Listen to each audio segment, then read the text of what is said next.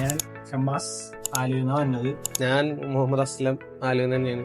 എന്റെ പേര് മുഹമ്മദ് ഹാഫിസ് PH ആലുവെന്നാണ് വരുന്നത്. ഞങ്ങൾ വിക്ടോറിയാസിൽ ആദ്യമായിട്ട് എത്തിയത് അസ്ലം വഴിയാണ് ഇവിടെ എത്തിയത്. ഞങ്ങൾക്ക് ഇവരെ ഭാഗത്ത് ഭയങ്കര സപ്പോർട്ടീവും കോൺഫിഡൻസ് ഒക്കെ ഇവർ നമുക്ക് തന്നു.